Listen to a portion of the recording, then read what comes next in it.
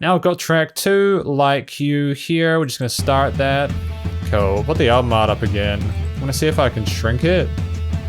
No, you can't. That's really annoying.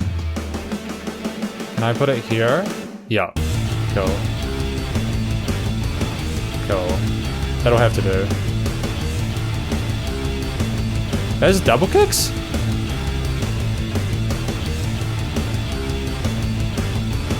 Like, there's a nice little bit of fuzz. Like, there's a nice little bit of fuzz on that guitar's sort of pedal board that I'm really digging.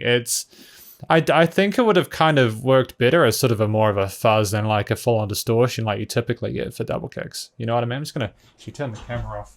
Yeah, it's a great intro. It's very compelling.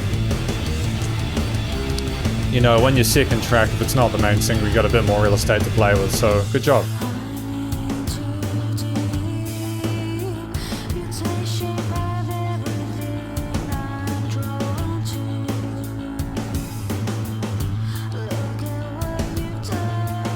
Look at what you've done. Oh.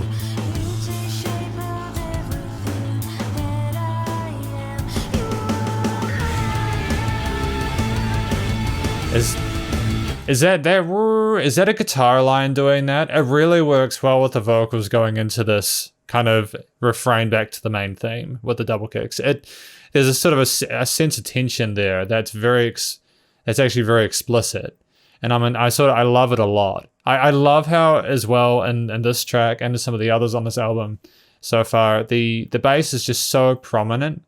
I love how confident these guys are to just have the drums and some sort of very light, some light guitar work, but like some sort of synths and sequences. Just this industrial tone, I adore it, dude. And as well, I know the playing is on point because of how tight that riff is with those double kicks.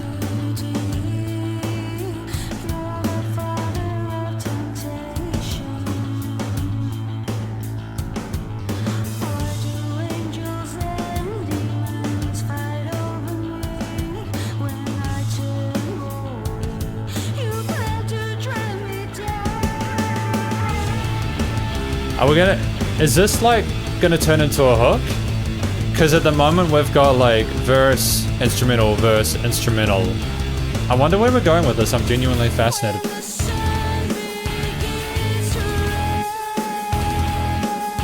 This is very sort of progressive, isn't it?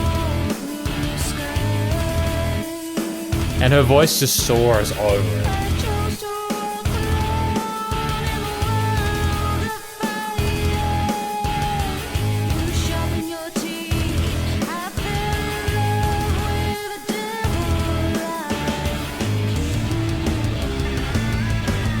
Was that the hook there?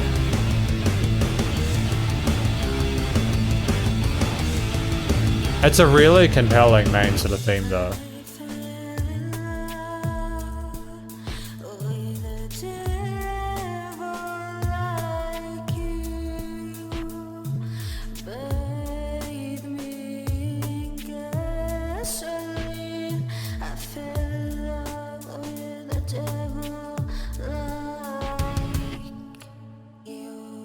Oh.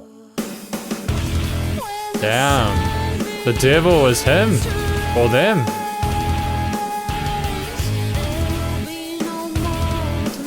Just gonna level with everyone watching this for Like You. This is my favorite stuff. I love it when people are not afraid to take risks with their music and they work with different time signatures and they shake up the groove of it. Because they've got a concept in mind and they're unafraid of sort of breaching the, you gotta stick in the same time signature kind of norms you get with contemporary music nowadays. Good job for screwing with it. Well done. Because you guys are competent enough as musicians, you know, Shadows and Veils are competent enough that they can get away with this. You know what I mean? It sounds very natural. And these transitions are actually unfathomably golden. Like, it's so smooth.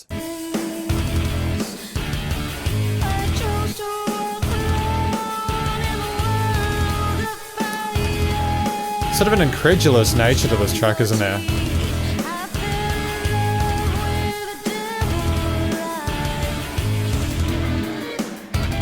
Hey!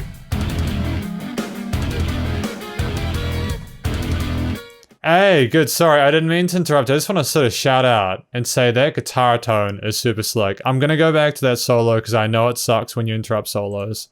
Is this the start of it? No, a little bit further back. Here we go. I won't interrupt.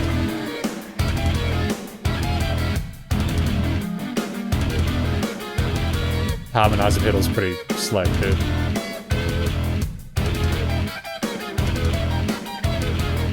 That groove, man. That swagger.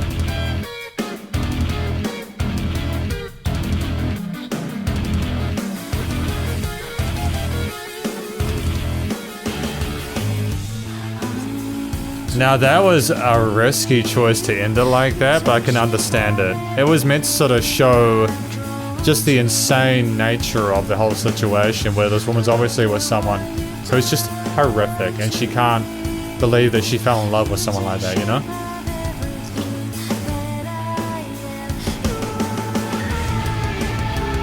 Because what's cool is that kind of whack, that kind of filter on that guitar kind of sounds like it's screaming or growling. Just to kind of mirror the frustration she feels. Wow, that was it? Whoa, whoa, whoa, let's pause. Let's pause. We gotta do a conclusion for Like You. That's my favorite so far of the three I've listened to. I've listened to Sad Song, The Year That Never Was, and Like You from Shadows and Veils. Damn, man.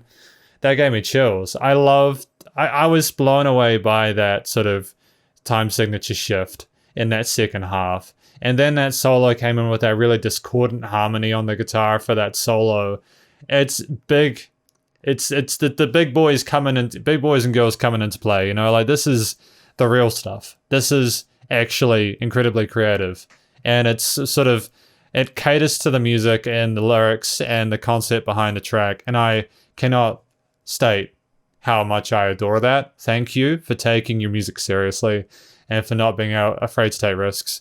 But by virtue of that, the vocal performances, the guitar, bass, and drums had to all be on point, and it would have taken a while, potentially, unless these guys, well, they sound like naturals, so I'm assuming this is just their bread and butter, doing this kind of crazy stuff, but they needed to be on point with the performances, and they were. So, excellent track. This is one of my favorite sort of songs I've listened to in quite a while because of that.